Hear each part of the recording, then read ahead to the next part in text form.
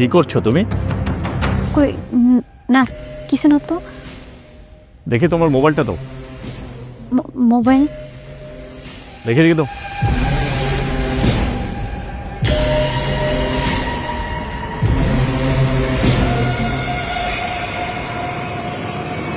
তার মানে বাবা যেটা বলেছেন সেটাই সত্য। তুমি তো এরকম সাইপাস খাও না বাবা। তুমি হঠাৎ করে তোমার কি হলো? বাড়িতে গিয়ে তো বউ আগে হেদাত কর যা। আমার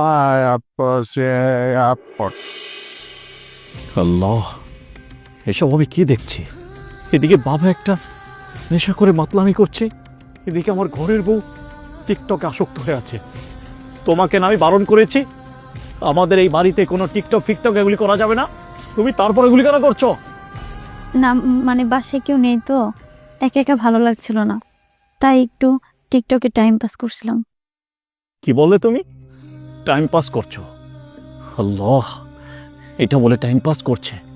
এই শোনো, জায়নামাজ নিয়ে নামাজের বিছানায় নামাজ পড়ে টাইম পাস করো, যেখানে এহকাল এবং পরকালে শান্তি পাবে তুমি। আর তুমি যেটা করছো সেটা দোজখের আগুনের কাজ করছো। আমার ভুল হয়ে গেছে। শোনো, সময় খুবই শর্ট, নিজেকে পরিবর্তন করো। তোমার জন্য সময়কে বেঁধে রাখা হয় নাই। সময় থাকতে সঠিক পথে চলার চিন্তা করো। ঠিক আছে। আর মোবাইল আমি নিয়ে যাচ্ছি, আমি তোমাকে একটা বাটন ফোন কিনে দেবো কথা বলার জন্য, এটা আমার কাছেই থাকবে।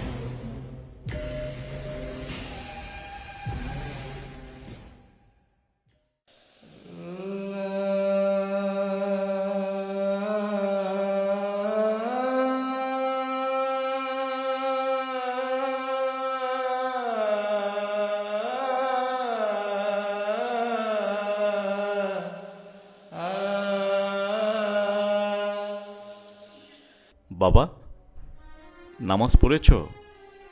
হ্যাঁ বাবা, নামাজ পড়েছি। আজকের দিনটা দেখার জন্যই আমি অপেক্ষা করেছি। যেমন বাবা? বৌমাকে দেখলাম নামাজ পড়তেছে, খুব খুশি লাগছে বাবা, খুব শান্তি গেল। সেদিন আমি বাবা কোনো মদ পান করিনি, এটা ছিল আমার এক ধরনের সাজানো নাটক। আমি যদি ওই দিন এই কাজটা না করতাম না, তাহলে আজকে বৌমাকে নামাজ অবস্থায় দেখতাম না।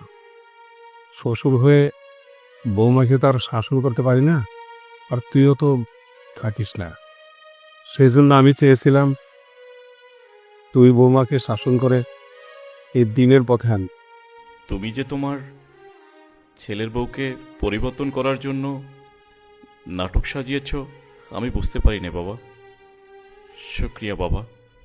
আর আমার ছোট্ট একটা অনুরোধ বাবা, তুমি নামাজ পড়ে আল্লাহর কাছে তোবা করে নিও বাবা, কারণ তুমি যেটা করেছ এটাও এক ধরনের অপরাধ বাবা। ঠিক বলেছিস বাবা, আমি তবা করে নেব বাবা। ঠিক আছে বাবা, অনেক খুশি হলাম। কোথায় যাবে তুমি? হ্যাঁ বাবা, একটু চায়ের দোকানে যাব। আচ্ছা, চা আমি করে দিই বাবা, তোমার বাইরে যেতে হবে না, আমি চা করে দিব, চলো তুমি। ঠিক আছে বাবা, চল।